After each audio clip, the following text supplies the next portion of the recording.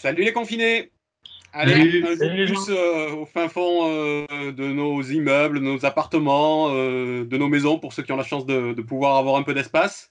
Et puis un jour de plus pour faire face à la crise et voir comment on appréhende les choses et puis comment on met dans notre petit panier tout ce qu'il faudra mettre sur la table demain pour présenter les comptes à celles et ceux qui vont nous voir, vu la manière dont ils gèrent la crise. Bon, ça n'a pas l'air de se calmer tout ça, ça va même a priori encore s'accélérer.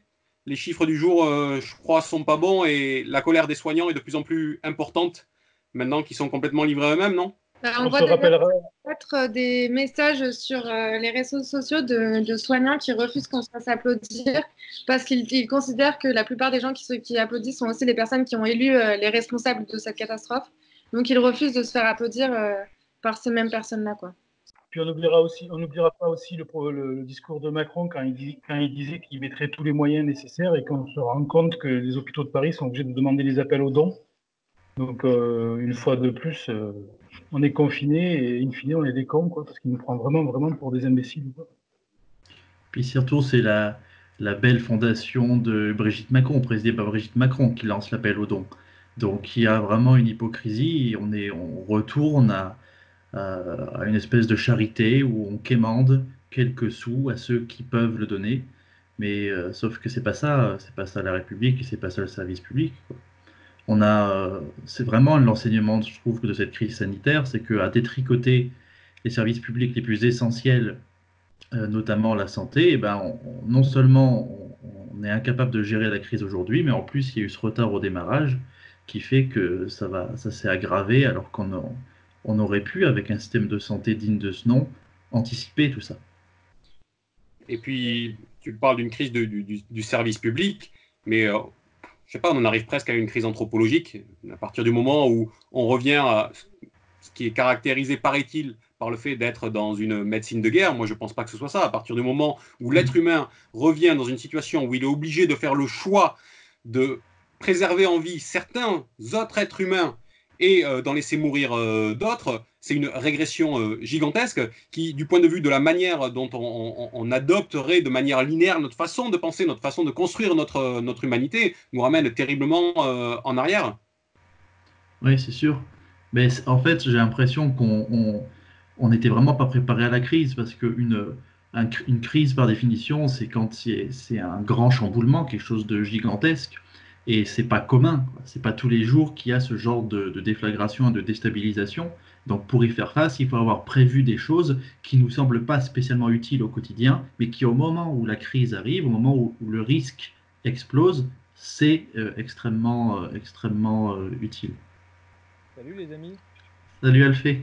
Vous enregistrez là? Je débarque au milieu du plateau ou Ouais, mais c'est un concept. C'est un concept vivant pour les confinés, tu vois. Parce qu'il faut pas trop s'emmerder non plus dans la vie, donc on fait comme ça. Nous, on fait du live. Et c'est ça qui donne du piment à cette émission.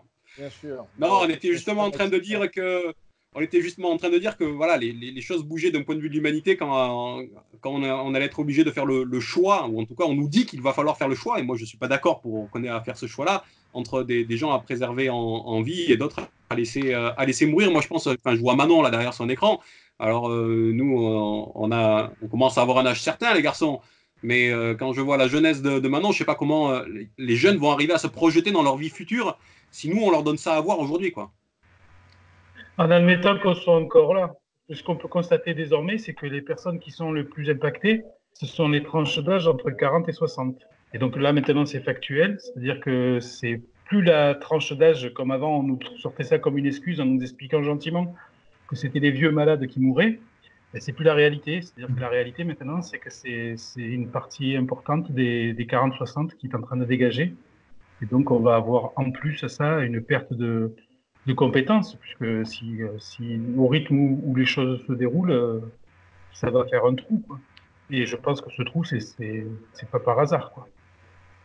Mais On a eu... pour répondre à ce que tu disais, François, moi je pense que d'un point de vue de la jeunesse, entre guillemets, ce qui nous fait le plus peur, c'est pas tant le fait qu'on puisse, je sais pas quel mot utiliser, mais laisser les vieux mourir à la place des jeunes, etc. Surtout, ce qui nous fait peur, c'est le fait qu'on fasse surtout un choix entre les plus riches et les plus pauvres.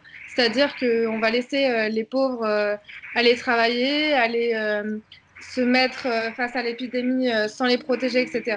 Alors que les riches, eux, ils peuvent faire du télétravail et ça, c'est complètement pas juste. Moi, c'est ça qui me fait plus peur pour l'avenir, c'est pas.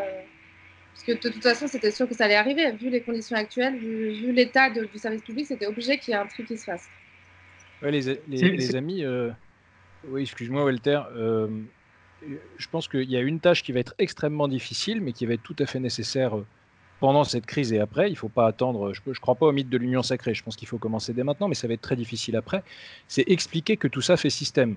Non pas dans une thèse complotiste un peu dingue qui voudrait que le coronavirus en tant que tel soit le produit de la société néolibérale. En revanche, la situation dans laquelle on se retrouve, la situation d'option, c'est-à-dire les travailleurs qui vont au turbin, on parlait de la logistique et de l'envoi des colis en milieu de semaine, des gens qui sont très exposés en ce moment, c'est les travailleurs les plus pauvres. Et quand on est obligé de choisir entre des vies, laquelle on sélectionne, c'est parce qu'on n'a pas fait c'est parce qu'on n'a pas donné au système de santé les moyens de fonctionner. Donc en vérité, derrière tout ça se glisse un choix de société. Je pense que le plus difficile va être de l'expliquer de façon intelligente, sans passer pour des dingues, hein, pardon pour l'expression. Mais j'ai l'impression qu'en fait, cette crise du coronavirus arrive un peu comme un point d'orgue de la crise de l'hôpital public, mais qui date pas du mois de décembre. Déjà en décembre, ça faisait des mois et des mois que l'hôpital public et que les personnels des hôpitaux étaient en grève pour beaucoup, en tout cas, étaient mobilisés pour la majorité d'entre eux pour dénoncer le manque de moyens, la dégradation des conditions de travail, le manque de matériel. Et là, maintenant, en fait, on se rend compte que oui, l'hôpital public, même si on ne va pas se faire opérer tous les jours, ben, on en a besoin. On a besoin de la sécurité sociale, on a besoin de tout ça. On a besoin d'avoir aussi des entreprises qui fabriquent du matériel médical, les masques, les bonbonnes d'oxygène, etc.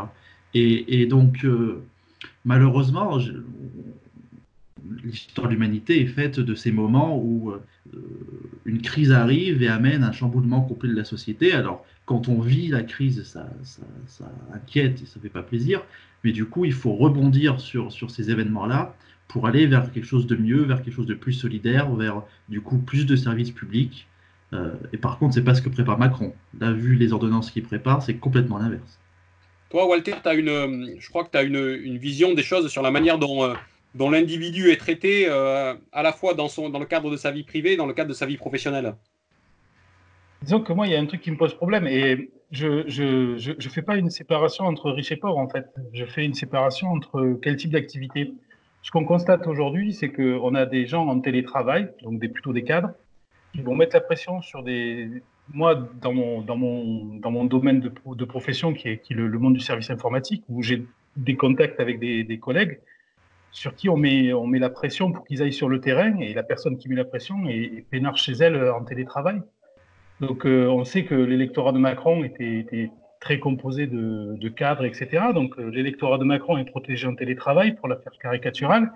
Et les travailleurs, les gilets jaunes, les gens qui se battent pour les retraites, eh bien, eux, on les envoie travailler, et puis avec la forte probabilité qu'ils chopent l'infection, quoi. Le virus. Et du coup, ça pose vraiment pour moi un problème de plus, quoi. C'est que ce confinement est une blague, est une vaste blague, puisqu'on va nous confiner sur notre vie privée, mais sur notre vie professionnelle, on va nous dire d'aller travailler. Donc, on nous fait l'apologie des services publics, on nous fait tout un cinéma, on nous sort des sondages de merde en nous expliquant que Macron est soutenu par à 50%. Je veux dire, il y a le moindre sondage qui tourne sur les réseaux sociaux, il se prend une tollée, c'est juste mémorable.